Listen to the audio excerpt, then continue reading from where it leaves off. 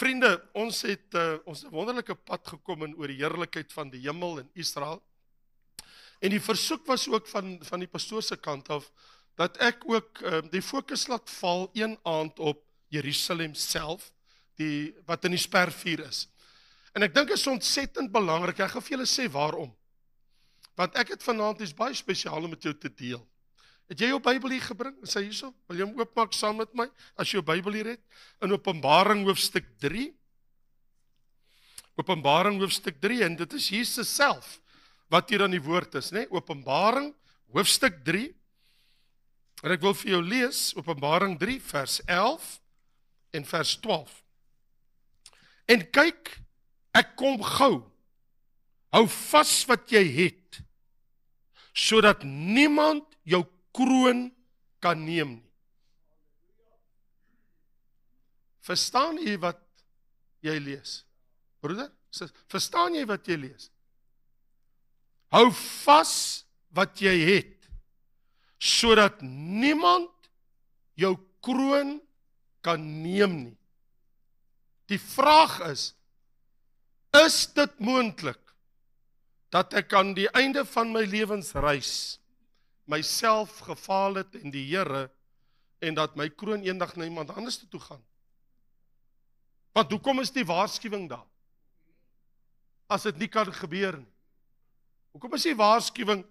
Hou vas wat jy het, sodat niemand jou kroon kan neem nie. Dis 'n waarskuwing. Die Here waarsku. Nou sê hy hierdie woorde.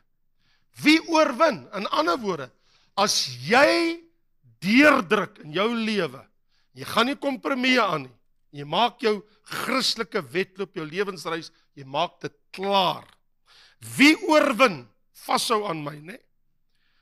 Ek sal hom 'n pilaar in die tempel van my God maak, en hy sal daar nooit weer uitgaan nie. Wat beteken, jy sal vir ewig in die teenwoordigheid van God wees.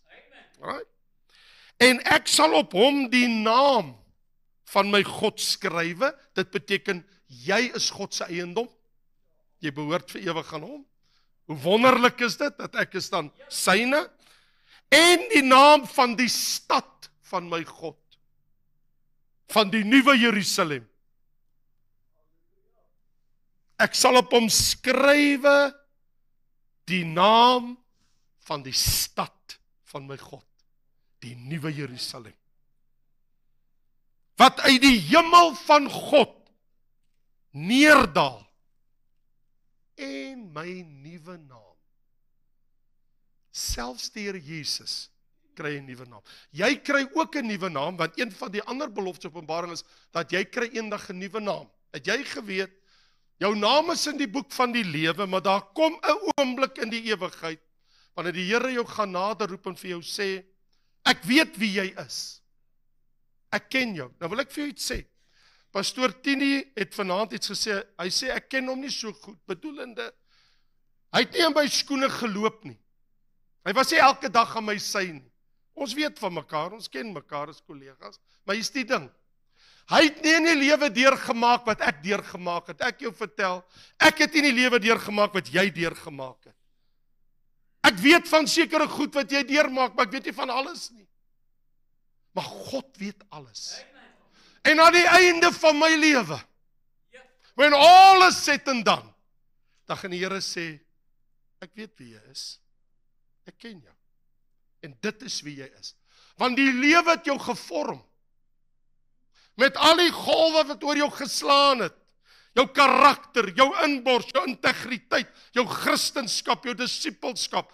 Iets het verander in jou lewe, soos wat jy die Here gevolg het. En al die barensweef wat oor jou gekom het, het jou gevorm. Iemand het eendag gesê, hoekom het hierdie moeder sulke sagte oë? Toe sê hulle, is vandat sy haar eerste kindjie in die dood afgestaan het. Die Here het iets in haar hart gedoen, en sy het baie sag geword. Die dood van haar kind het iets aan haar gedoen in 'n moederhart. Daar dinge in jou lewe gebeur, waarvan ek min weet. God weet alles. En hy sê, ek gaan vir jou 'n nuwe naam gee. En ek het ook 'n nuwe naam, Jesus. en ek gaan my naam op jou skrywe, en die naam van my God. En dan hierdie wonderlike belofte, en dis eintlik hoekom ek vanaand met jou hieroor wil praat. Ek gaan op jou skrywe die naam van die stad, van die nuwe Jerusalem, wat uit die hemel uit neerdal. So dit beteken, daar is op die oomblik 'n stad in die hemel, is klaar geskep. Hy gaan neerdal hier. Dis 'n groot probleem. Want as daai stad vandag, as die aardbol bly soos hy is, hier moet neerdal, dit is 'n baie groot probleem. Want die land van Israel is maar so groot soos die Kreerwiltuin. Maar hier is die ding. Die stad is 2400 kilometer, by 2400 kilometer en 2400 kilometer hoog. Het jy geweet dat die grondvlak van die stad, wat in die hemel tans is, wat God self gebou het, en niemand anders, hy het nie engele gevra om dit vir hom te doen nie, hy het dit gedoen. Het jy geweet dat die onderste grondvlak, sy oppervlak, is meer as 5 miljoen vierkante kilometer, wat beteken, dit is 5 keer groter as die hele oppervlak van die hele Suid-Afrika. So as ek die hele Suid-Afrika neem, en ek sit 5 van hulle langs mekaar, en ek maak dit nou in 'n mooi blok, dan daardie oppervlak, is die grondvlak van die strate van goud, in die heerlike Godstad. En dan is hy net so hoog, net om 'n idee te gee, Mount Everest is 10 kilometer hoog. Die nuwe Jerusalem is 2400 kilometer hoog. Die hoogste berg is 10 kilometer op aarde. God sê, ek het 'n stad gebou, wat 2400 kilometer hoog is. Van die univers behoort aan hom. Hy het die son gemaak, die maan, die sterre. Hy kan 'n stad so groot maak as hy wil. Geen wonder dat Johannes sê, ek het die nuwe Jerusalem uit die hemel sien neerdal op die nuwe aarde, en die see was daar nie meer nie. Hy kon niks meer hier sien nie. Die stad het kom neerdal.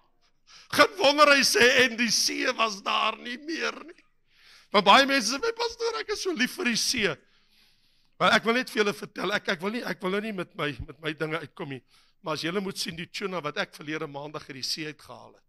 Ek gaan, baie mense sal nie vanaand slaap as julle dit sien nie. Hy's groter as ek. Maar ja, ons los dit nou daar. En ek is lief vir die see, en dan dink ek by myself, Here, dit kan nie wees dat daar nie 'n see is nie. Wel, Johannes sê, die see was daar nie, want ek kon dit nie sien nie. Wel, natuurlik Johannes, as daar so groot stad uit die hemel uitdaal, en jy sit daar by die Egiese see, daar waar jy op die eiland Patmos is, there is no sea, you only see the city. Kom ons praat oor Jerusalem. En ek is so dankbaar dat jy tyd uitgekoop, want die ding is, Jerusalem se plek in die Bybel is vasgesement. Onteenseglik. Jy sal dit nooit ooit uit die Bybel uit kan haal nie.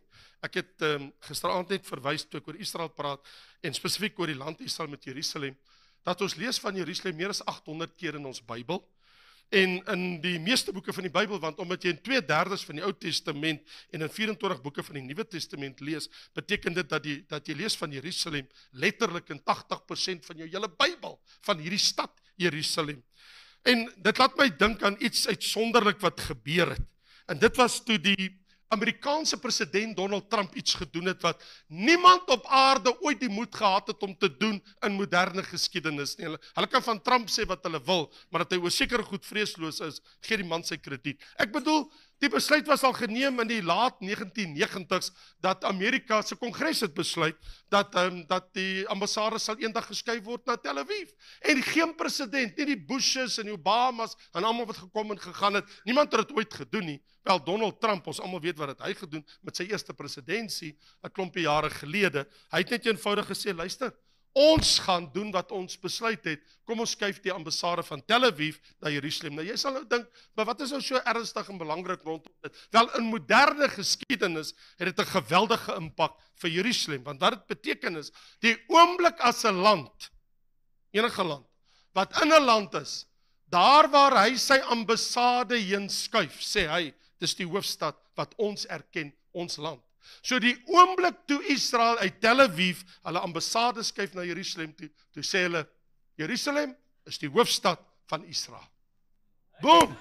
En die wêreld, almal was in opstand, maar terwyl in opstand was daar vele ander lande wat hulle gevolg het. Daar was 'n klomp, selfs van die Verenigde Arabiese Emirate en Marokko en vele ander lande het gesê, wel, dan skuif ons ook ons ambassade. Hongarye en 'n klomp lande het almal hulle ambassades toe geskuif. Want in werklikheid, en onthou dat toe die oomblik toe dit gebeur, toe verskyn Netanyahu op televisie en sy woorde was, hierdie is 'n geskiedkundige oomblik en julle moet dit almal onthou en dit nooit vergeet. Het die premier destyds, voordat hy sy tweede sessie as premier ingestem was, het hy reeds gesê, en jy sal wonder hoekom dit so belangrik was. Wel, hy het gesê, hy sê, in Jerusalem, dit was sy woorde toe dit gebeur het, Benjamin Netanyahu, hy sê, in Jerusalem het Abraham die grootste toets van geloof geslaag, toe hy die vader geword het van die volk Israel, toe hy sy seun op die altaar vasgebind het.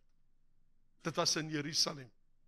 Herinner Netanyahu die hele wêreld toe dit gebeur het. Hy sê, en ek wil julle nog iets herinner, in Jerusalem het koning Dawid dit die hoofstad gemaak van die volk Israel, en dit 3000 jaar gelede, so Jerusalem is ons hoofstad al vir 3000 jaar. Wow, die wêreld sit toe regop. Hy sê, ek wil julle net herinner, in Jerusalem het koning Salomo die eerste tempel gebou, sê Benjamin Netanyahu. En hy sê, ons is in Jerusalem en ons is hier om te bly. En julle kan maak wat julle wil die res van die wêreld. En toe gaan hy sommer en hy haal die profeet Sagaria aan. En hy raak heel Bybels. En want hy lees die Ou Testament. Hy sê 'n Nuwe Testamentikus, maar die Ou Testament. En hy sê, die profeet Sagaria het 2500 jaar gelede, sê Benjamin Netanyahu, vir die hele wêreld. Hy sê vir hulle, ek wil vir julle sê wat staan in ons Bybel. Van die Jode. Hy sê, in ons Bybel staan daar, 2500 jaar gelede, het die profeet Sagaria gesê, so saith the Lord, I will return to Zion and I will dwell in the midst of Jerusalem, and Jerusalem shall be called the city of truth. Hy sê, dit is ons stad, Jerusalem. So, daar's geen ander stad soos dit op aarde nie, vriende. Jerusalem is ingevleg, kan ons maar sê, in die goue tapisserie van die Bybelse blaaie. Dit kan nie uit nie. Onthou, dis een van die oudste stede op aarde, en dis die plek, kom ek herinner jou, miskien het jy vergeet, waar Melchisedek en Abraham mekaar ontmoet het. Dis die plek waar Jesus vir ons aan die kruis gesterf het. Dis die plek waar Melchisedek, die orde van Melchisedek, gevestig is, en ons hoofpriester in die hemel vanaand, wat vir ons intree, is hoofpriester volgens die orde van Melchisedek. Dit het alles begin in Jerusalem. Dis waar Abraham Isak sou offer, het God hom nie gestop nie. Dis waar koning Salomo met koningin Skeba 'n lang gesprek gehad het oor God en oor die skepping. Net die aanskoue van Jerusalem bring menige mense tot trane. Julle sal weet, die van julle wat al daar was. Dit roer jou diepste binneste. Wanneer jy die skrifte oopmaak en jy gaan kniel met die woord en jy lees, dan is dit soos Esegiel 5 vers 5 wat sê, so sê die Here, Here, Adonai Yahweh. Here kleinletter, H hoofletter, kleinletter en dan al die hoofletters Here. In ander woorde, Adonai Yahweh. So sê die Here, Here, dit is Jerusalem. Ek het dit onder die nasies gestel en al die lande daarom, want dit is die middelpunt van die aarde. God sê, dit is Jerusalem, die Godstad. En ek het al die nasies daarom gevestig, maar dis die Godstad, Jerusalem. En dis die plek waar ek en jy onderweg is. Het God dan nie vir ons die belofte gegee, ek skryf op jou die naam van die nuwe Jerusalem. Het jy al ooit in jou lewe daaroor gedink, eendag sal op my voorhoof, sal daar staan, dat die Godstad Jerusalem is ook myne, die stad se naam sal op my geskrywe wees. Hoekom? 'n Mens sal wonder, hoekom is daar sulke emosies oor so 'n stukkie aarde, oor so 'n stukkie eiendom in die Midde-Ooste? En hoekom is daar soveel liefde? Hoekom is daar soveel haat? Daar is haat van hierdie Arabiese nasies teenoor Israel, wat daar woon. Daar is haat van ander volkere, wat 'n jaloesie oor hulle het, omdat hulle daar woon. En dan is hulle wat die plek lief het. Hoekom is dit al so vir 3000 jaar? Dis seker voor die hand liggend. Dis die Godstad. Dis die middelpunt van God se aandag in die wêreld. Dis die plek wat God voorberei vir sy seun, om aan 'n kruis te kom sterf eendag, met al die geskiedenis wat vooruitgeloop het, en die geskiedenis wat sal volg. As jy vergeet het, dis die plek waar Jesus opgevaar het hemel toe. Hy was nie in Kaapstad op Tafelberg, om op te vaar hemel toe nie. Hy het nie in Amerika opgevaar hemel toe nie. Hy het nie in China opgevaar hemel toe nie. Hy het in Jerusalem opgevaar hemel toe. En hy sê, as ek weer terugkom, kom ek nie soos wat daar 'n kerk is in Amerika met die naam van Jerusalem Church. Dok Verster, ons ou vriend wat al lank al heen is by die Here is. Hy het eendag vir my gesê, Raymond, ek het gaan, hulle nooi my, hulle sê vir my, ek moet net hierdie een diens gaan bywoon by hierdie Jerusalem kerk aan Amerika. En ek sê, wat, daar is nie so kerk soos Jerusalem nie, maar hy gaan toe. Hy sê, in die middel van die kerk is 'n Harley Davidson, hy's chrome, die hele is 'n chrome Harley Davidson op 'n stand. Hy sê, wat's dit? Hulle sê, nee, wanneer Jesus kom hy na hierdie kerk, Jerusalem, en hy gaan op hierdie Harley Davidson in die strate van Amerika ry. Hy sê, julle is mal. Julle ken nie julle Bybel nie. Net die Amerikaners sal so 'n ding doen. Jesus, ons het vir Harley Davidson. Hier is Church of Jerusalem. Nee. Jesus kom nie daarna toe, hy kom hier na toe. Jerusalem is die plek waarna toe hy kom. Die fokus is altyd op Jerusalem. Jy kan nie wegkom nie. Dis die stad van die almagtige God. Dis die grootste wonder. En onthou net, ons mense, en ek het gisterand net aangevat, ons het beleef die hergeboorte van Israel in die sin van, hulle is terug in hulle land. En die feit dat Israel terug is in hulle land, beteken natuurlik dat die eindtyd gebeure kan nou begin om alles in plek te val. Nou, dit is een van die redes waarom ek met jou oor Jerusalem wil praat, want eintlik kan ek sê, vir daai rede is Jerusalem God se verhoog, as jy dit so wil, van die finale drama van die eindtyd gebeure. Want sonder 'n Jerusalem kan daar nie eindtyd gebeure wees nie. Jesus kom na Jerusalem. Sonder 'n Jerusalem sal die anti-kris magte nie kom na die noorde van Israel om Israel aan te val nie. Al die boknasies. Sonder 'n tempel in Jerusalem kan daar nie 'n wederkoms wees nie. So as ek Jerusalem wegvat, if I take Jerusalem out of the equation, dan is daar niks wat ons kan oorpraat oor eindtyd nie. As ons Jerusalem uit sy plek uithaal, val alles plat. Die fokuspunt is Jerusalem. Hy's in die spervuur.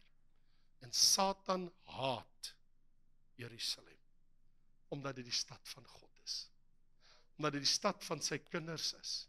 Omdat God die stad aan ons almal beloof het, en hy dit op ons almal se voorhoofde eendag sal skrywe, dat ons behoort aan hierdie Godstad.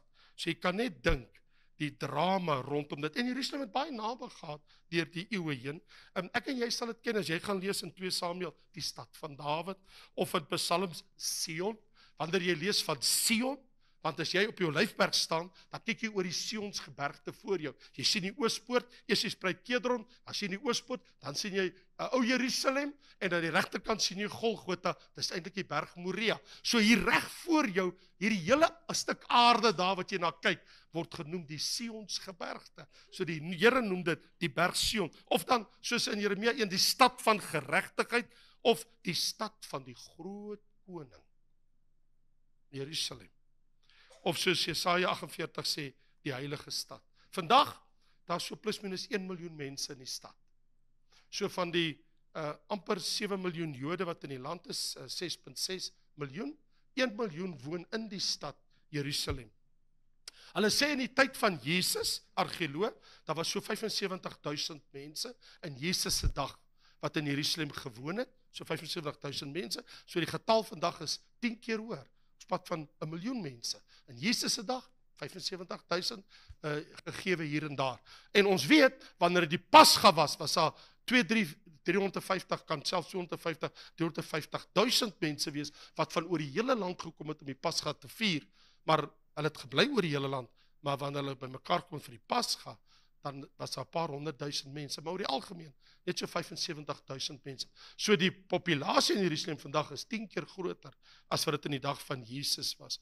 Die Bybel noem dit 'n stad op die berg. Jy moet altyd opgaan na Jerusalem. As jy altyd in jou Bybel lees, dan sal jy lees, hulle het opgegaan na Jerusalem. Jy kan van enige plek kom, jy kan van Bethlehem se kant af kom, jy kan kom van die Olyfberg se kant, of jy kan deur die spruitkering kom van die noorde kant af, daar waar Elia was by die berg Karmel, jy kan van die dal van Josafat se kant kom, of jy kan probeer om van die woestyn van Judea af te kom, jy kan van enige plek af kom, jy sal altyd opgaan, dis die hoogste plek, God woon daar, op die hoogste plek in die land Israel, in Jerusalem. En volgens die Bybel, is dit 'n seën om daar gebore te word in Psalm 70. Kan jy nou dink, aan mense wat gebore word in Jerusalem, kan jy dink as dit jou geboorteplek is? Wel, ek is nou nie so teleurgesteld nie, daar gebore is nie, maar dis vir my beter ek vir ewig daar gaan bly, right? So ons hoef nie so sleg daaroor te voel nie. Maar die Here Jesus is net op die draai gebore in Bethlehem, dis maar so 8 kilometer of wat, van Jerusalem af is die Here Jesus gebore. Dis die stad op die aarde wat die mense se aandag absoluut vasgryp. En met dit in gedagte, wil ek vir jou herinner en vir jou sê, onthou dit nou, Jesus, wanneer hy kom hy na Jerusalem toe. So wanneer die wederkoms van die Here plaasvind, praat ons van die stad Jerusalem. So dit is onlosmaaklik, dit is spesifiek deur God gekies, en ek bedoel, Jesus het sy hele lewe daar gelei. Jesus het elke jaar opgetrek na Jerusalem toe, want hy die feeste gehou. Al die mans moes 3 keer die jaar in Jerusalem wees, so Jesus het 3 keer die jaar het hy opgetrek na Jerusalem toe. En nou lees ons dat die Bybel sê vir ons, Jerusalem in 1 Konings 8 is die stad wat God verkies het. So wanneer ek met jou praat oor Jerusalem, daar's geen plek soos dit op die ganse aarde nie. En Moses het in Deuteronomium, hy het vir die volk 5 keer gesê, hy sê die Here het vir hom 'n plek op aarde uitgekies waar hy wil woon. Hy woon in die hemel, maar hy wil ook op die aarde onder die mens kom woon. En hy sê, hier is die plek wat jy na toe sal gaan, maar die plek wat die Here julle God vir julle stamme sal uitkies om sy naam daar te vestig. Hallo?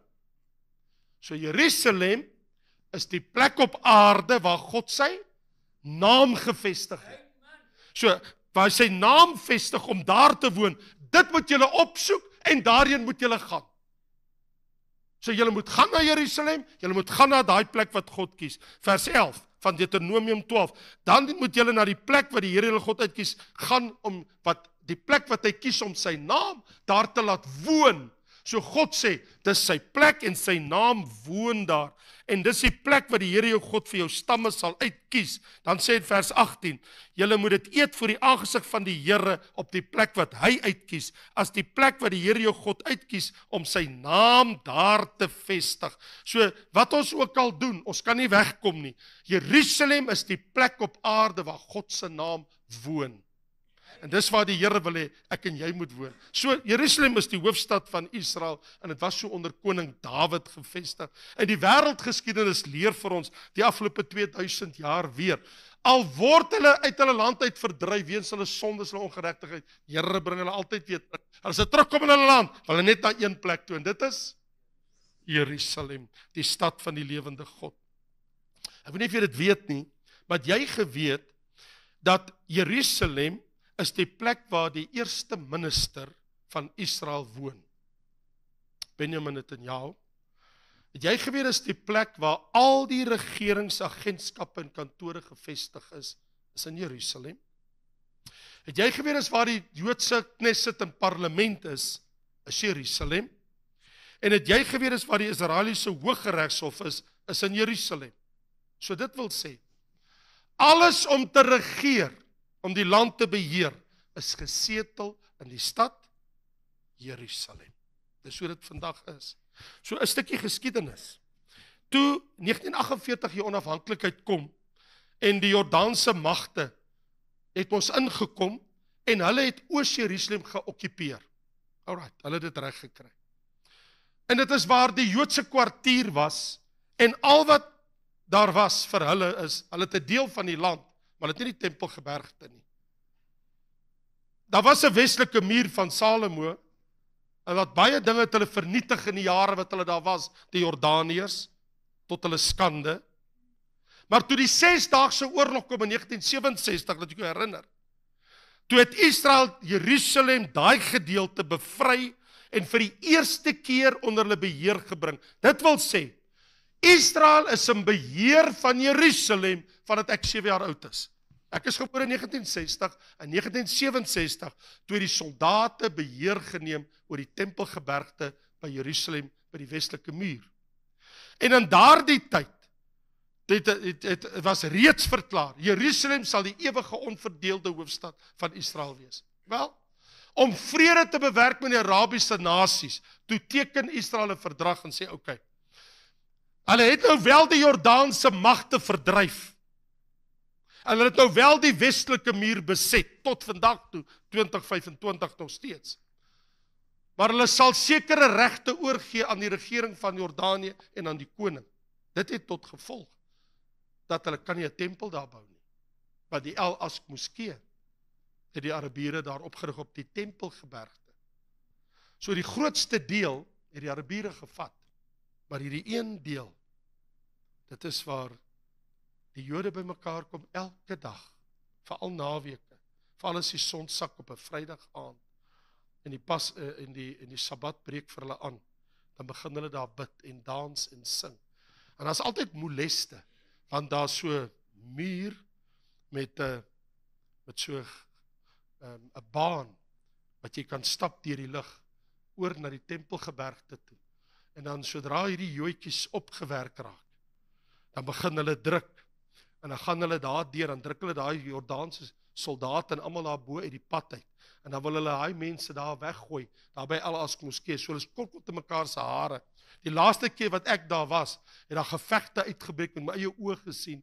Toe ek sien, en ek het daar gestaan op die tempelgebergte, toe sien ek hoe klap hulle mekaar warm daar op die tempelgebergte, want die Jode voel dis ons plek wat God ons gegee het, en julle tyd raak kort hierso. Dit behoort aan ons, dis die stad van die lewende God. So daar's al hierdie wroeginge die heeltyd, maar hier's die ding, toe Winston Churchill van Engeland, wat een van die, omdat hy was een van die, dit moet ons ook nou sê van die Engelse, hy was een van die eerstes wat verklaar het, dat Jerusalem is die hoofstad van die moderne staat Israel. Dit het hy gesê, nogal die Engelsman, Churchill, en hy het nogal gepraat met Evelyn Schakenberg, dit was sy Britse diplomaat, en toe hy en sy 'n gesprek het, en sy moes hom verteenwoordig in Israel, toe sê hy eendag vir haar, hy sê, Evelyn, you ought to let the Jews have Jerusalem, man. It was they who made it famous, wasn't it? Jerusalem, why is Jerusalem famous? Because of the Jews. Dis die Jode, en Jesus was 'n Jood. Ek bedoel, hy sê, they made it famous. Hy sê, they should have it. Wat is die argument in die, wat is Jerusalem sonder Israel? Wat is Jerusalem sonder die Jode? Dit kan nie so wees nie. Jy kan nie die stad en sy mense van mekaar skei nie. En dis die vraag wat op baie mense se lippe is, so wat is die implikasies van Jerusalem vandag? Want in wêreldhoofnuus gebeure, en dit bring my na nou toe, na waar ons nou is, sal jy altyd hoor van Israel en Jerusalem in die Midde-Ooste. Jy kan maar net jou TV aansit en na die nuus kyk, daar's altyd iets te sê oor wat in die Midde-Ooste gebeur, en dit is of Jerusalem of in die land Israel of in Gaza, daar's net altyd iets wat daar gebeur. Was Dr. David Jeremiah, hy het gesê, wel, die wederkoms van Jesus Christus kan nie plaasvind sonder Jerusalem in sy plek nie. Dis 'n feit. Jesus sal nooit terugkom aarde toe as Jerusalem nie in sy plek is nie. Wel, hy is vandag in sy plek, Here, deur u genade. Dis presies wat dit is. So, dit is waar dat al die Christus gefokuste gebeure in die Bybel, as ek en jy wil praat oor die eindtyd en die Here kom terug, en hy kom sy kerk haal, en Jesus kom weer, kan jy nie van dit praat sonder Jerusalem nie. Dit is onmoontlik. As jy Jerusalem uithaal, kan jy nie die gesprek hê nie. Hy kom na Jerusalem toe. Hy kom om Israel te verlos en hulle te red uit die mag van die Antichrist. So sonder Jerusalem is dit onmoontlik vir dit om plaas te vind. So luister net gou, ek wil net 2 skrifte onder jou aandag bring. Luister net vir 'n oomblik hierna. In Sagaria hoofstuk 14 sê die Here, vers 2, 3 en 4. Want ek sal al die nasies versamel, waar? Ek sal al die nasies versamel om oorlog te voer teen Jerusalem. Nie 'n ander plek nie. En die stad sal ingeneem en die huise geplunder en die vroue onteer word en die helfte van die stad sal uitgaan in ballingskap. En die Here sal uittrek in die stryd en hy sal stryd voer teen die nasies soos op die dag van stryd, die dag van oorlog. So die Here sê, ek bring al die nasies om te kom oorlog maak in Jerusalem. En in die dag sal sy voete staan op die Olyfberg wat voor Jerusalem lê. Sy voete sal staan op die Olyfberg reg voor Jerusalem. En die Olyfberg sal middeldeur gesplyt word van oos na wes. En dit sal 'n groot dal wees en die helfte van die berg sal wegwyk en die ander helfte van die berg na die suide. Wat beteken, die dag as dit gebeur, dan skeur die aarde oop en die water van die Middellandse See vloei dwars deur Israel tot binne in die dooie see. Die laagste plek op aarde. En nou sal daar visse wees en die Bybel sê, en daar sal vissermanne, wie hou van visvang? Daar sal vissermanne wees langs die rivier. En die waters vloei en die waters maak gesond en die dooie see lewe en is nie meer 'n dooie see nie. So die Here kom in Jerusalem op die Olyfberg die berg in 2 oopsplit. So hier is natuurlik 'n baie belangrike ding. Want ek weet nie of jy daarvan bewus is nie, maar vir my is dit verskriklik aangrypend in Psalm 2. Ek wil jou iets herinner. Dit sal jou hart vasgryp. Hier staan. Dit is nou in vers 6, eers vers 6, dan vers 8. Ek tog het my koning gesalf. God sê, Jahwe sê, ek het my koning, die gesalfde, Jesus, die Christus. So, Vader God sê, Jahwe sê, Elohim sê, ek het my seun gesalf as koning. Vers 2 sê, teen die Here en sy gesalfde, teen Jahwe en die Christus. En hy sê, ek tog het my koning, Christus, gesalf oor Sion, my heilige berg. So wie is die koning van Jerusalem? Jesus Christus. En as Jesus die koning van jou hart is, dan beteken dit jy sal moet weet waar jou koning is. Jy sal moet gaan na die Godstad van jou koning. So ek en jy is onderweg na die stad van ons koning. As Jesus jou koning is, God het gesê, ek het jou gesalf. I anointed you to be king over Jerusalem.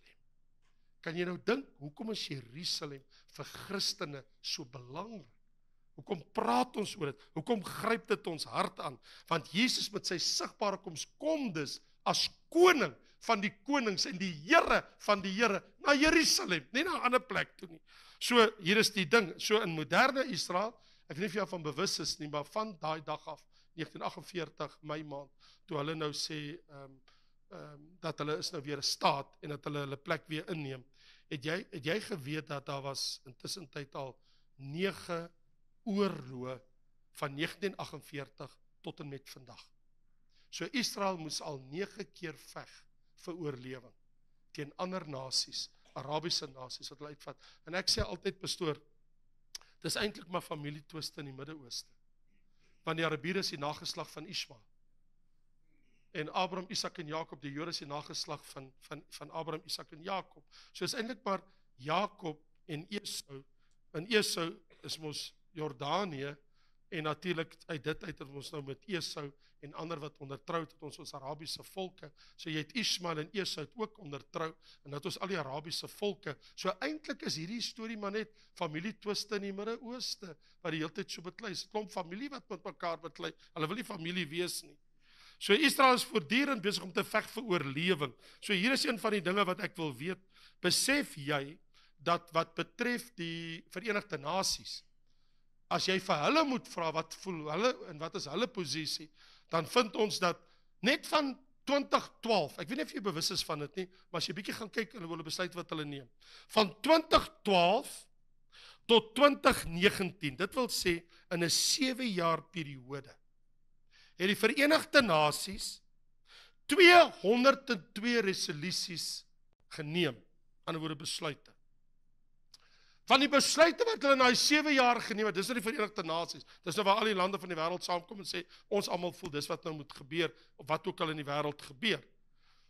En lande wat hulle gekritiseer het, weet jy dat 163 van die 202 resolusies was Israel gekritiseer.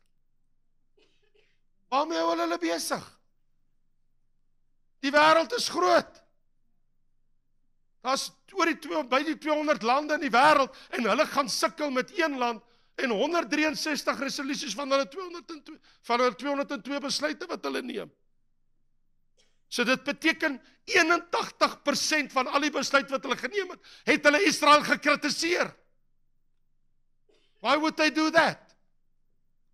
Dis omdat die duiwel dit aanblaas, want hy haat God se volk en hy haat God se land. As dit nie was vir die Abraham Accords, en ek weet nie of enigiets weet van die Abraham Accords nie, maar een van hulle wat geïnisieer het was Donald Trump. Wel, daar is alweer in die prentjie. Wel, seker moet ek maar vir julle ek weet nie of julle wil persoonlike nuus weet nie, maar miskien weet julle nie, maar ek bedoel sy dogter Ivanka is getroud met 'n Jood, okay? So hy het nog 'n passie vir die Jode. Sy skoonseun is 'n Jood. So sy kleinkinders is half Jood en half Amerikaans, okay? Moet nou nie vir die wêreld sê ek sê dit nie, maar dis wat dit is. Ek bedoel, sy kindertjies wat in sy huis rondhardloop, hulle is half Joods en half Amerikaans. Ek bedoel, sy skoonseun is 'n volbloed Jood. Nou, wat het jy nou hier? So jy het 'n man dat as jy met Israel sukkel en hy is die Amerikaanse president, dan gaan hy met jou kom sukkel, want sy kinders is betrokke. Hallo? Ek kan nie glo in die ou tyd het ons gelees waarvan die koning en die farao se dogter trou met iemand uit Israel uit en dan kry jy hierdie samewerking en kry hierdie vredesooreenkomste. Wel, dat die Here gee op aarde van al die nasies op aarde dat die grootste demokrasie wat in die wêreld is, se president se dogter getroud is met 'n Jood. Huh. Only God. Ons kan maar net dink dat God is besig om baie dinge in plek te sit wat in die wêreld moet gebeur. So vriende, met die Abraham Accords het ons natuurlik 'n klomp Arabiese nasies wat sê ons wil vrede hê. Die probleem is met Israel. As jy vir my vra, ek wil vir iets vra. As jy na al hierdie lande in die wêreld kyk, wil ek gou vir jou 'n vraag vra. Sê gou vir my, met al hierdie oorloë wat aangaan. Israel se weermag en sy lugmag en sy vloot. Hoe sterk is hy, hierdie landjie wat so groot is, daai klein landjie, hy bruin kolletjie. Hoe sterk is hy teen al die lande wat op die aarde is, sy weermag? Waar staan? Weet jy? Hy staan nommer 10. Okay? So hy's 10de. So daar's 9 lande op aarde wat 'n groter, sterker weermag het as Israel, as jy alles wat Israel tot sy beskikking het. Okay? Maar hoor nou die ding.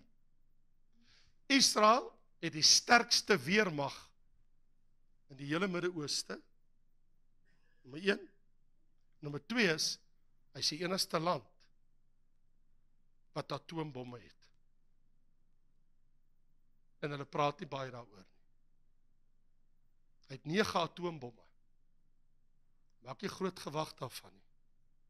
Daar's net 'n paar lande in die wêreld wat atoombomme het. Dis net 'n paar. Donald Trump het hierdie afgelope week ingegryp. Julle almal weet hoekom, as julle nuus gekyk het. Omdat Pakistan en India was op the brink of war. En wil jy dit glo? Albei van hulle het atoombomme. Hulle was op die punt van atoombomoorlog. Hulle val mekaar se weermagbasisse aan, en dit kos net een man om een knoppie te druk. Daar's 12.000 atoombomme in die wêreld.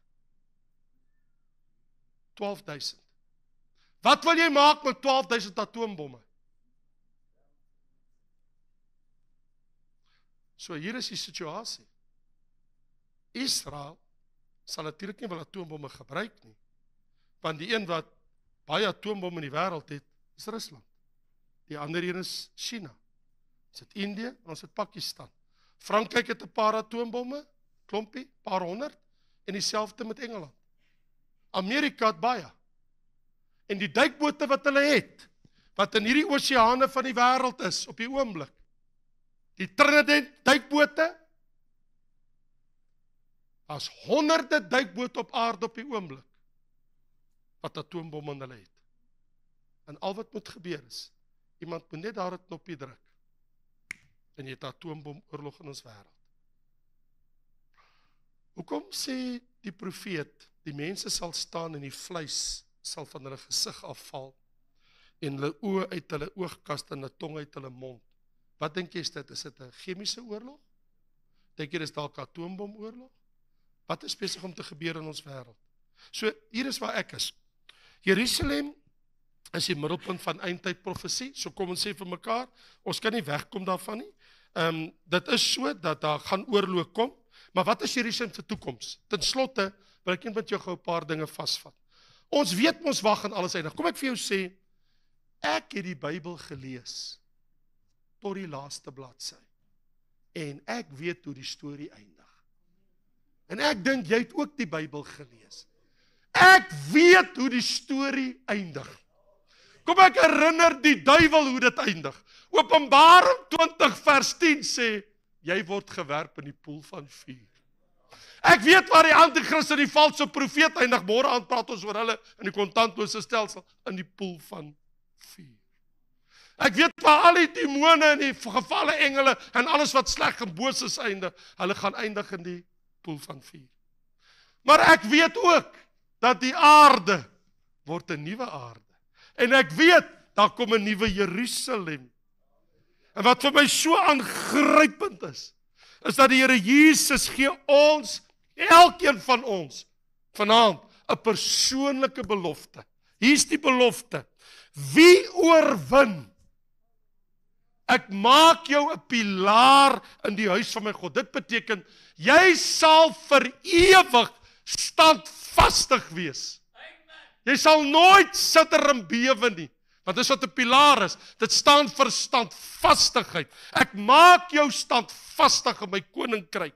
Plus, jy sal vir ewig in my teenwoordigheid wees. Ek skryf my naam op jou dat jy aan my behoort, en ek skryf die naam van die stad Jerusalem, nie net Jerusalem nie, die nuwe Jerusalem, wat aangrypend is. Jesus sê nie, ek sal Jerusalem se naam op julle almal skryf, en hy sê nee, hy sê, ek sal die naam van die nuwe Jerusalem op jou skrywe, en my nuwe naam. Wat 'n belofte vir my en jou om vashou. Kan jy glo? Dis 'n belofte van die Here. So hoekom is die wêreld so in opstand teen Jerusalem? Wel, ek wil sê, ek kan nie anders as om te dink dat die wêreld is in opstand, want die duiwel maak die wêreld in opstand vir een, want dis die stad van die lewende God. En dis die plek waar Jesus gekruisig is. Die wêreld wil niks daarvan weet nie. En dis die plek na waar Jesus weer terugkeer. Die wêreld wil niks daarvan weet nie. So vriende, dit lyk toe vir my, die ding oor Jerusalem is toe al net 'n geestelike ding. Daar's 'n geestelike stryd aan die gang. Want jy sien, Jerusalem gaan oor die Bybel.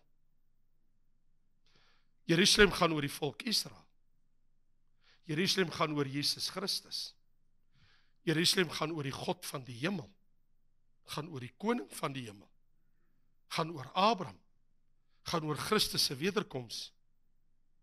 En dit gaan oor my en jou, as Christene, omdat dit ons stad is, die nuwe Jerusalem, wat uit die hemel neerdaal. Ek wil vanaand vir jou sê, God, ons Vader in die hemel, het Jerusalem lief.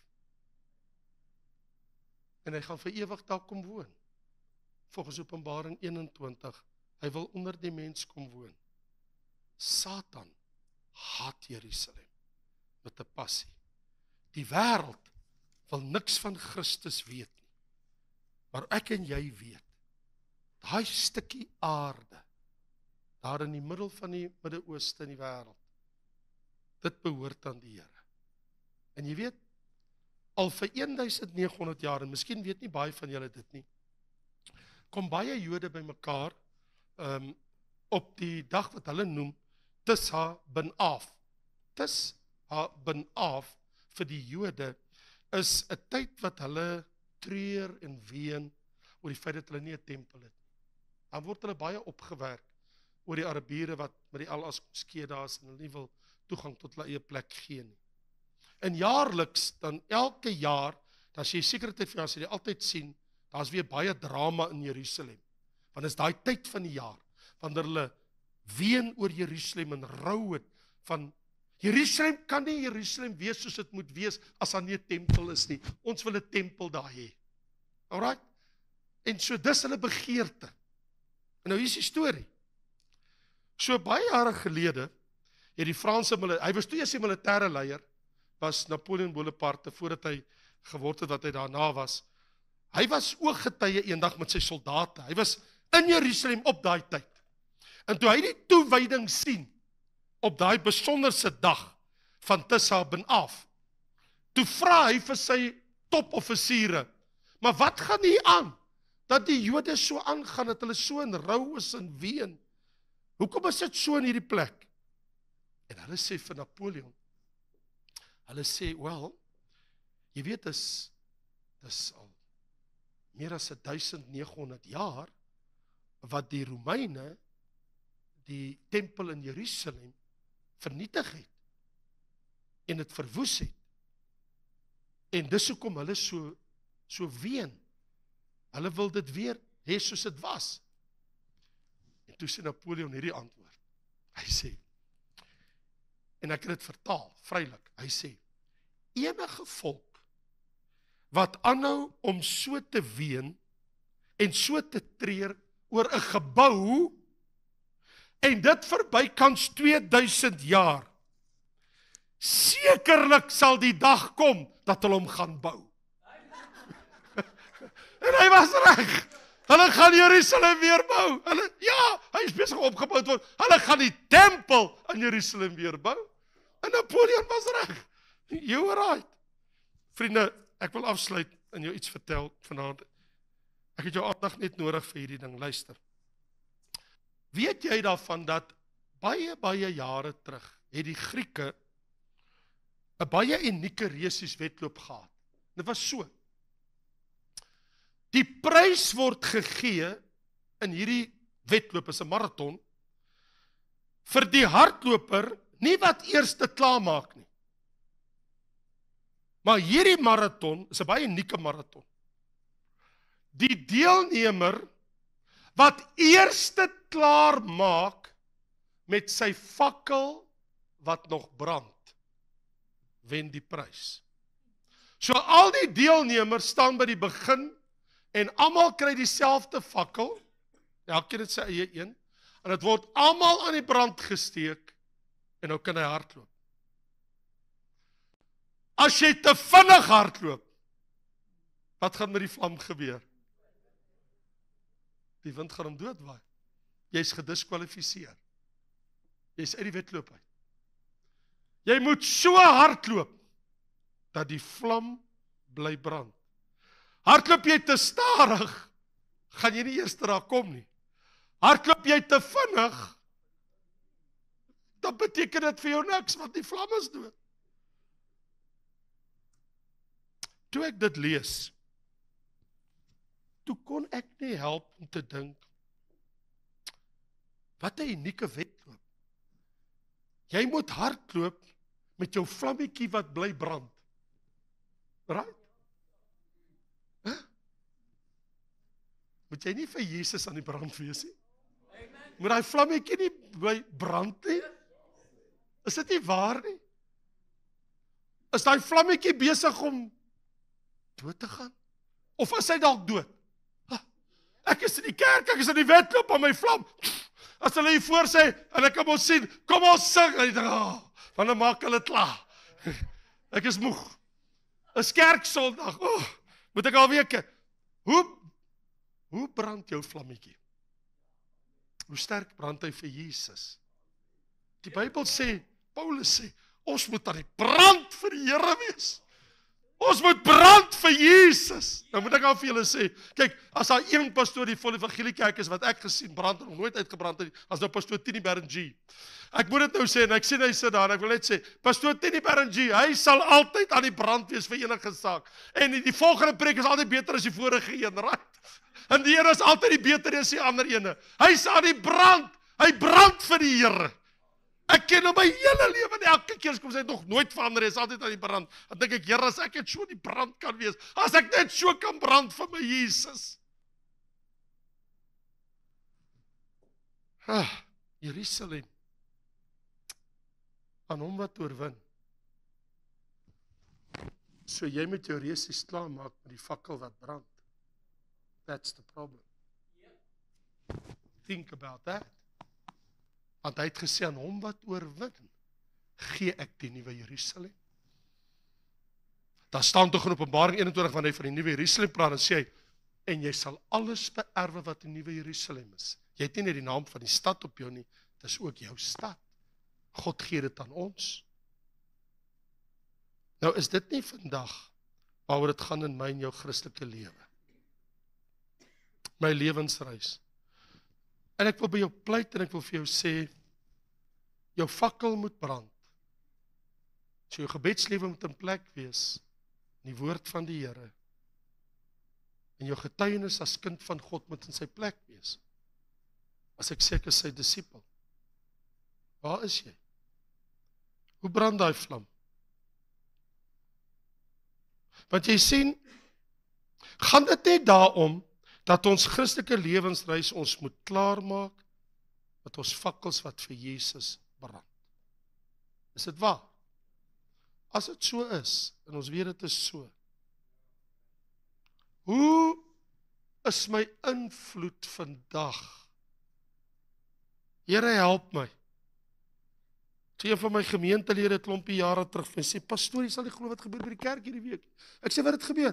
Hy sê, daai ou wat ek so mee saamwerk by die lesenaar, ons vind uit na 6 maande, ons al 2 Christene. En ek is like, Here, help my. Ons werk 6 maande saam by dieselfde tafel. Ons het nou net uitgevind, ons is al 2 Christene, ek is so opgewonde. Lord, help me. As die mense by die werk nie eens weet wie, vir wie jy staan nie. As die mense in jou huis nie weet wie jy staan nie. Jy is 'n geheime Christen. Die duiwel weet nie, jy is 'n Christen nie.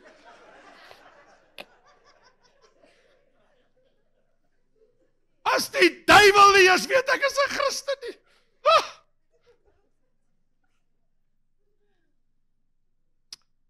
Ons lig. Ons kan nie bekostig dat dit doodgaan nie, right? So, ons fakkel moet bly brand tot die einde toe. En ek sluit hiermee, Jesus het my belofte gegee, hy sal nooit sy woord breek. Hy het gesê, my kind, as jy oorwin, gee ek vir jou die Godstad. Ek skryf die naam op jou, en dit is ook joune, die nuwe Jerusalem. Wow, dis kom ons oor Jerusalem praat. So wat staan my te doen? Ek wil hê dat ons afsluit met gebed. Wil jy nie net jou hoofde buig en kom ons bid saam. Wat staan my te doen? Wat sal ek doen? Julle wat daar by die huis sit en die regstreekse uitsending sien, wat sal jy doen? Julle wat hier sit, hoekom staan jy nie op vir die Here? Daar waar jy nou sit, sê Here, vanaand gaan ek opstaan en ek gaan vir myself bid. Vanaand gaan ek opstaan en sê Here, vanaand wil ek bid dat ek ook eendag met U kan stap in die nuwe Jerusalem. Vanaand bid ek nie vir iemand anders nie. Hierdie aand.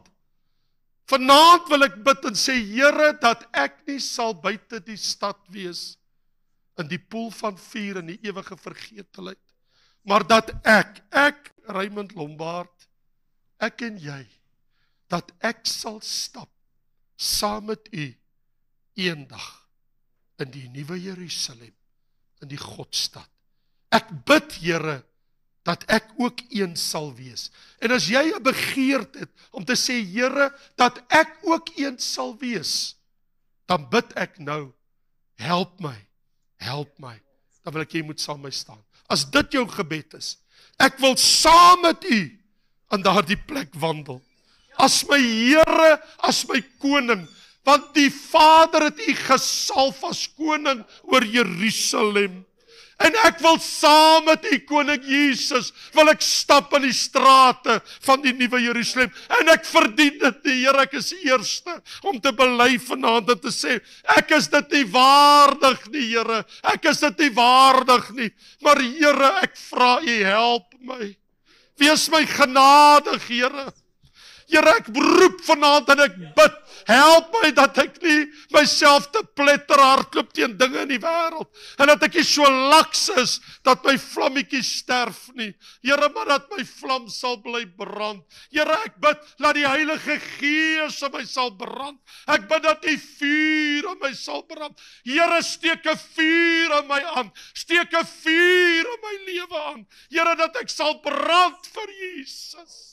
Ek staan voor die Here, en ek kan nie nou vir ander bid nie, want ek besef, wat help het ek bid vir ander, ek is self nie op die plek nie. Ek bid vanaand in die naam van Jesus, dat ek die goddelike voorreg sal hê, om saam met my koning te wandel, in die nuwe Jerusalem.